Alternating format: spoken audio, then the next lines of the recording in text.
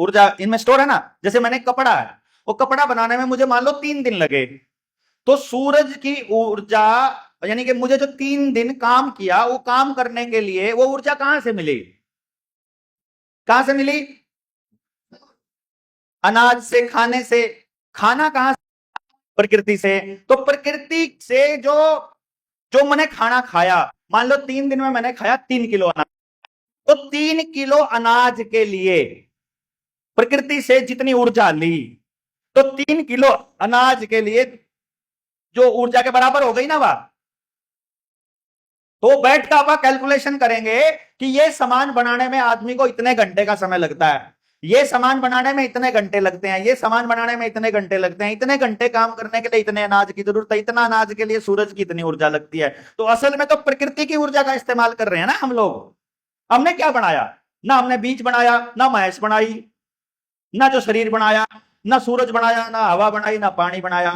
तो जो हमको कुदरत ने दिया, उसी को इकट्ठा करके, उसी में से कुछ लेके, उसी का इस्तेमाल करके, उसी को दूसरे को दे रहे हैं, वो भी उसी का इस्तेमाल करके हमको दे रहा है। तो हम कोई मानक तय कर लें जिससे किसी की ऊर्जा की हानि ना हो, कि एक आदमी के लिए लग जाए, दूसरे के लिए दूसरी ऊर्जा लग जाए। तो जहां जहां ऊर्जा स्टोर है, उनके लेन देन चालू कर दो, उसी को हम वस्तु विनिमय का नाम देते हैं। ऊर्जा, समझ गए? वो वस्तु जो है वो ऊर्जा का एक रूप है। गेहूं उगा, उसमें प्रकृति की ऊर्जा, हमारी मेहनत की ऊर्जा, हमारे पशु की ऊर्जा, हमारे गोबर की ऊर्जा, हमारा पानी, हमारी जमीन की ऊर्जा, हमारे नीचे जो बैक्टीरिया की ऊर्जा, वो सारी ऊर्जाओं का टोटल लग के तो फसल मिली ना मेरे को। लेकिन फिर देखा बड़े बुजुर्गों ने कि जो ऊर्जा है, जो अनाज में स्टोर ऊर्जा है, वो 1 साल तक रह सकती है स्टोर, या 2 साल तक रह सकती है, या 5 साल तक रह सकती है। एक टाइम पे अनाज जो है, अगर वो सूखा हुआ नहीं है अच्छे तरह से, या इस तरह से स्टोर नहीं किया गया है, तो खराब होने के चांसेस हैं। तो फिर इस ऊर्जा का रूपांतरण किसी ऐसी चीज में कर दो जिसमें ऊर्जा परमानेंट स्टोर रहती हो। वो ऊर्जा एक धातु लेनी पड़ेगी जिसको जंग ना लगे, जो खराब ना हो। तो वो धातु मिली हमारे बुजुर्गों को सोने के रूप में। तो फिर पूरी दुनिया में सभी ऊर्जाओं के मापने के लिए मापक का मानक एक बना दिया, सोना। अब धरती पर जहां मर्जी आपको कपड़े की ऊर्जा स्थान एक दूसरे के साथ एक्सचेंज करनी है, डंगर की करनी है, अनाज की करनी है, मसालों की करनी है, कपड़े की करनी है, जो भी सामान एक दूसरे को देंगे, हम उसके बदले में अनाज देने की बजाय, क्योंकि अनाज के लिए बोरियां भरनी पड़ेंगी, ट्रक भरने पड़ेंगे, रेल लादनी पड़ेंगी, पर सोना उतने थोड़े से में आ जाएगा, कि थोड़े से सोने में बहुत सारी ऊर्जा केंद्रित है। तो हमने सोने को पूरी दुनिया में लेन देन का एक मापक, मानक के हिसाब से बना लिया, जिसका इस्तेमाल एनर्जी एक्सचेंज के लिए करना है। और समुद्री लुटेरे, इस रॉथस्चाइल्ड फैमिली जो आजकल की बैंकिंग व्यवस्था को संभालते हैं, इनके पुरखों को पता चल गया कि ये ऊर्जा को सोने में स्टोर करके रखते हैं, तो उन्होंने सोना लूटना चालू कर दिया। समुद्री लुटेरे थे इनके माँ बाप। और फिर इन समुद्री लुटेरों ने अलग अलग प्रदेशों में, महाद्वीपों में जाकर राजाओं से संधि कर ली कि राज कोई भी करे, हमको सिर्फ टैक्स और रुपए से संबंधित कानून बनाने की परमिशन चाहिए। और उस ऊर्जा को बाद में कागज के नोट में तब्दील कर दिया, जिस नोट को ऊपर उन्होंने वादा लिख दिया कि यदि आप ये नोट देते हो तो मैं तुमको इतनी ऊर्जा देने का वादा करता हूं। अब उन्होंने ऊर्जा सारी रख ली है और कहते हैं अब आपके नोट के बदले में सोना नहीं रखा जाता। ऊर्जा सारी चूस गए और कागज का नोट जिसकी कीमत 3 रुपए से ज्यादा नहीं है, वो हमको दे दिया। और वो भी तब तक जब तक आपका बैंक के ऊपर भरोसा है।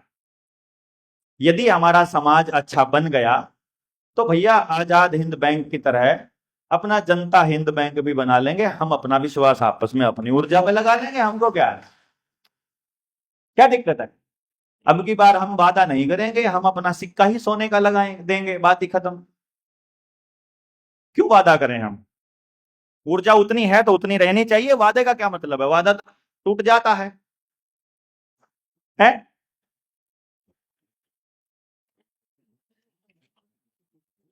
ये ठगी आगे से ना हो। कुछ लोग कहते हैं सिबिल पे ध्यान दो। मैंने कहा क्या ध्यान देना है? बोला सिबिल खराब हो गया तो तुमको लोन नहीं मिलेगा। मैंने कहा बहुत अच्छी बात है, हम तो चाहते हैं कि इस देश के लोगों को लोन ना मिले। लोन नहीं मिलेगा तो समाज के साथ जीना सीखेंगे ना। लोन मिलता रहेगा तो सब कुछ गिरवी रखते चले जाओगे यार, अपने आप को भी गिरवी रखना पड़ेगा एक दिन। बीजेपी के नेता ने अपनी बेटी को बीजेपी के बड़े नेताओं के सामने परोस दिया टिकट के लिए, ये गिरवी रखना ही तो है। आई थी ना खबर, दामाद ने गोली मार दी थी फिर गाजियाबाद में, और अभी थोड़े दिन पहले वो धंधा करवाता था। मैं कहा ये सारे बीजेपी में ही क्यों मिलते हैं इस टाइप के हैं। अभी एमपी का नया केस आया। मैं ये इसलिए बता रहा हूं कि जब आपके स्वार्थ इतने गहरे हो जाएंगे, जब आपको समाज में स्वीकार्यता के लिए इतनी आग लग जाएगी, तो आप अपनी खुद की बेटी को भी लोगों गिद्धों के सामने परोस दोगे। ये लोन लेने वाले का भी यही हाल है, पहले अपने सामान अर्जित किए हुए, पहले अपनी कमाई हुई देवेगा, जमा करी हुई पूंजी देवेगा, फिर जिसकी शब्द कम जरूरत है, अरे मोटरसाइकिल दे दे इसकी क्या जरूरत है, अरे कार दे दे इसकी क्या जरूरत है, अरे लगाई तने गुंठी की चल गुंठी की जरूरत है, चैन की क्या जरूरत है, चैन दे के पेंडा छटा एक किस्त दे दे, चैन के बाद फिर गुंठी भी जावेगी, फिर अपनी माँ के भी जावेंगे, फिर अपनी मकान, आखिर में मकान भी जावेगा।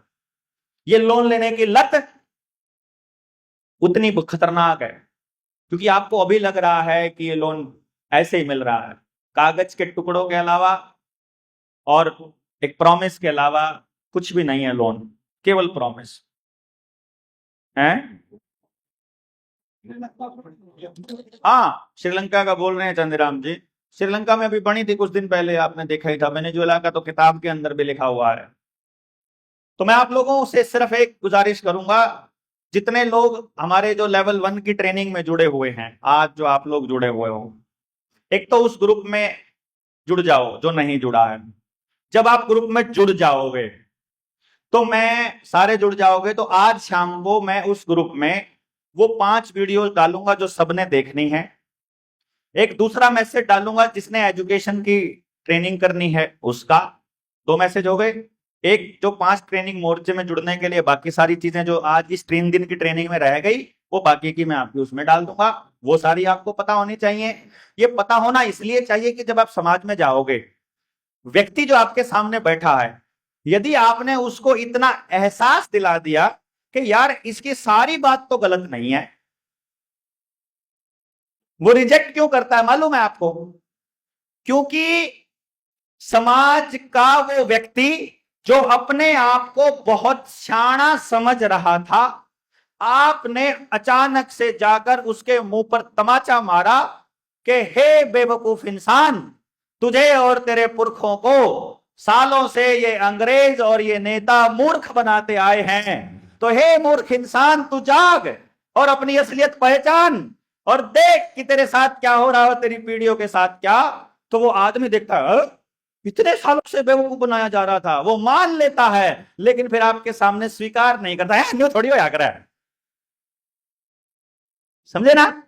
वो असल में अभी मान नहीं रहा है, उसे सब दिख रहा है, वो सब जानता है, वो सब मान इसलिए नहीं रहा क्योंकि उसको ये एहसास है कि यदि उसने आपकी बात मान ली तो फिर इसके साथ जाना पड़ेगा, या उसे ऐसा लगता है कि ये अकेला इंसान बोल तो ठीक रहा है, परंतु यदि मैं इसकी बात को सत्य मान भी लूं तो ये क्या मुझे निश्चित कोई गारंटी देता है कि ये हालात को ठीक कर देगा। अतः जैसे चल रहा है वैसे ही ठीक है, हम ऐसे मूर्ख ही ठीक है। वो मान तो रहा है, इसलिए अभी वो जैसे ही आपके साथ खड़े हुए उसे लाखों बुद्धिजीवी नजर आएंगे, क्योंकि जो आदमी आपके मोर्चे की ट्रेनिंग में आता है ना, वो आ करके एक बार तो देखता है, पुलिस वाले हों, वकील हों, सब आकर देखते हैं भाई अरे गहरे लोग तो नहीं है, नत्थु खैरे तो नहीं है, ये कुछ अलग लोग हैं, ये अलग कैटेगरी है। देखते हैं ना, आपके बारे में चर्चा है पूरे समाज में कि ये एम ही नहीं है अंडू पांडू, ये है कुछ सौदा है इनके पास, वो क्या है उनको भी नहीं पता, वो क्या है हमको भी नहीं पता, वो परमात्मा अपने आप दे रहा है, बुद्धि अकल हिम्मत हौसला सब वहीं से आ रही है, हमको कुछ नहीं पता भैया। तो कहता भाई तो सारा दिन तो भौंकता रहा है, सारा दिन तो ड्राइविंग करता रहा, रिसर्च कद करा है, मगर जी बात हम रिसर्च हो जाए। आंख खोलते बोल दू, आंख मिचते दिख जाए, इनके करना बात खत्म है, इतना सा है। ना पानी पानी पानी चाहिए, ले ना रोटी चाहिए, ना आपका और ना इज्जत ना बेइज्जती, हमारा तो कुछ नहीं लग रहा।